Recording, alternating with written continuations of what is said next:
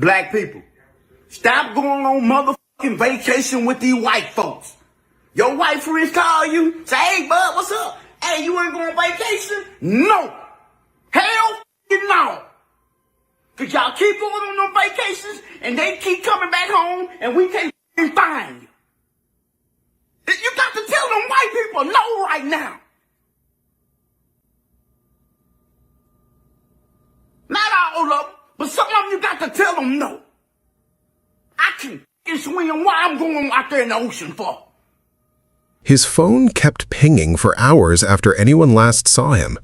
A video is spreading online that claims to capture a fight on the beach that day. A civil rights attorney has now stepped into the case. None of it has been confirmed to explain what actually happened to Nolan Wells. Here is every real development in this case since his body was recovered, and here is exactly where the line sits between what investigators have confirmed and what is still just noise online.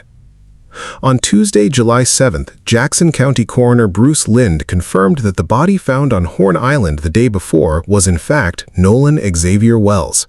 The identification was made through dental records. That closes one question in this case for good. It does not open the next one. The cause and manner of death have not been released.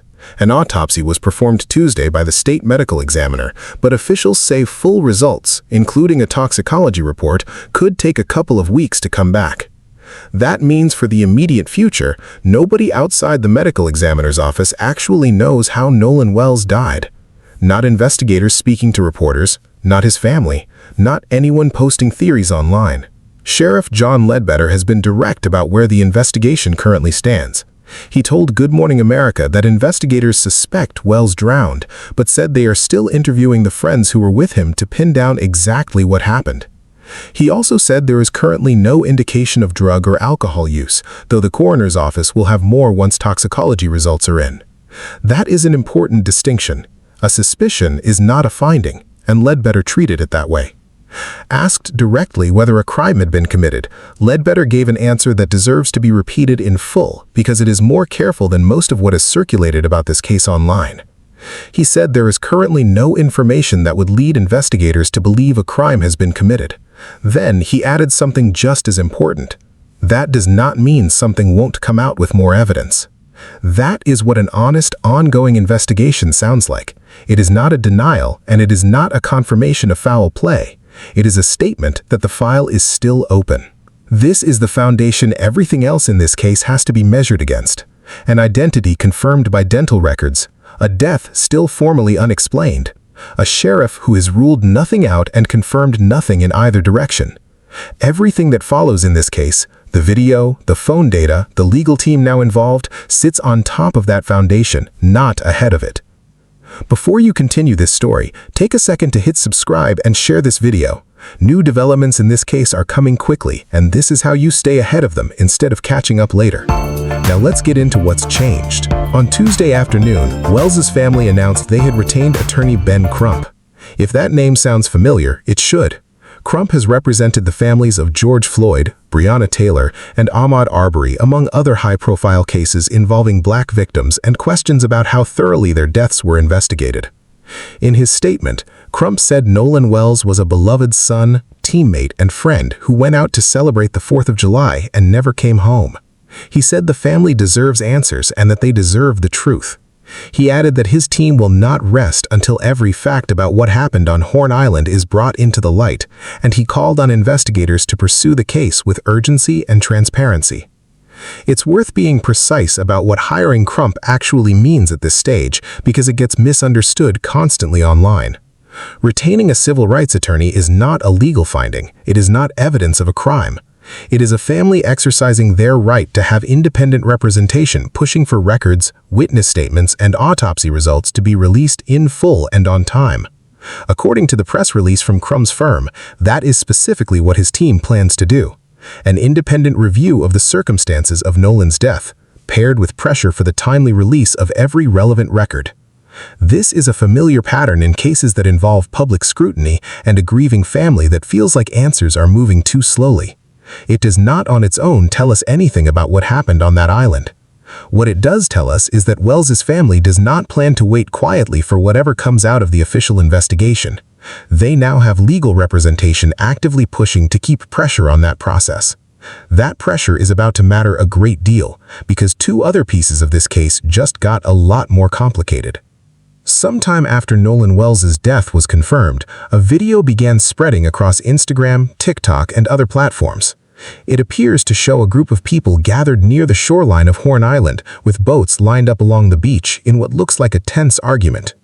A separate edited version began circulating claiming to feature enhanced audio, supposedly isolating voices from the moments before Wells disappeared.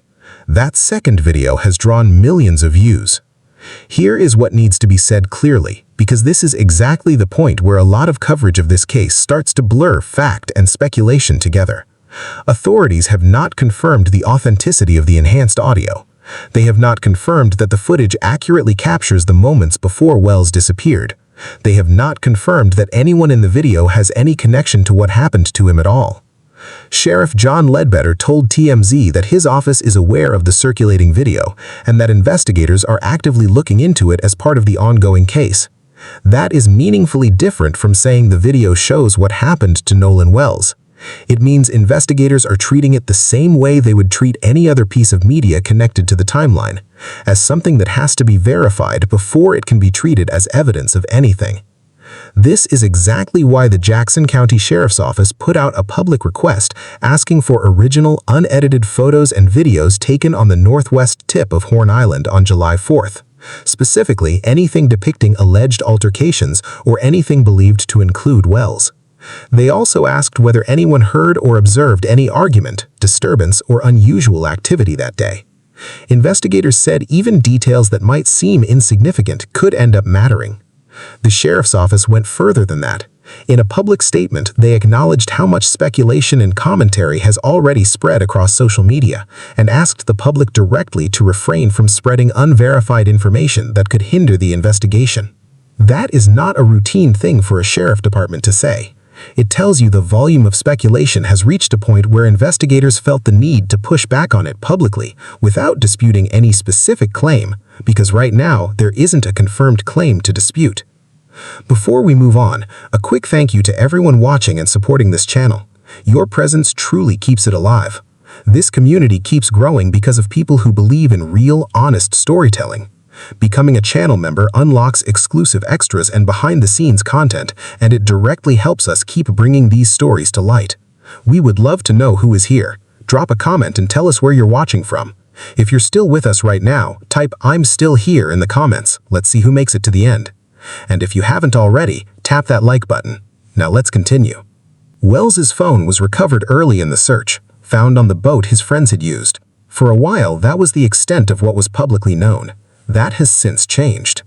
According to reporting on the recovered device, Wells's cell phone reportedly continued pinging, meaning it kept connecting to cell towers or transmitting a location signal until sunset on Saturday.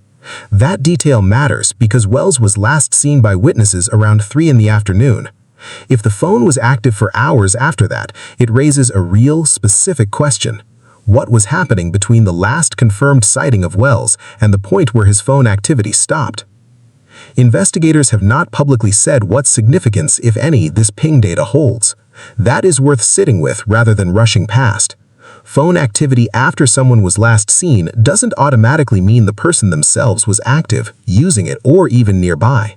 It could mean any number of things depending on where the phone physically was and who had access to it during those hours. Right now, the public record does not include an official explanation, only the raw fact that the pinging continued. This is precisely the kind of detail an experienced investigation treats as a lead, not a conclusion. It's a thread that has to be pulled, cross-referenced against witness statements, and checked against tower locations and timestamps, none of which has been made public yet. Until that happens, the honest answer to what the phone data means is that nobody outside the investigation currently knows. While the investigation moves through unanswered questions, the people who actually knew Nolan Wells have been doing something separate. They've been remembering him. Ocean Springs head football coach Jake Bramlett released a statement saying the team was devastated by Nolan's passing.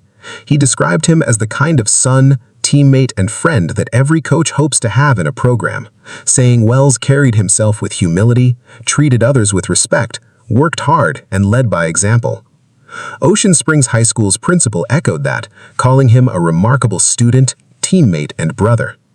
Two of his close friends spoke directly about their final conversations with him. Javon Williams, described as his best friend, was supposed to ride out to Horn Island on the same boat as Wells, but couldn't because it was full.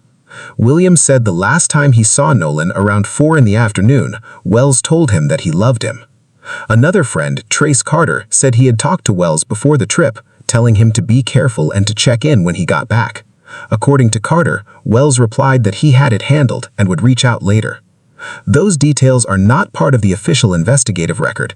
They are personal memories from people who knew him, and they carry weight for that reason, not because they resolve anything about what happened on the island.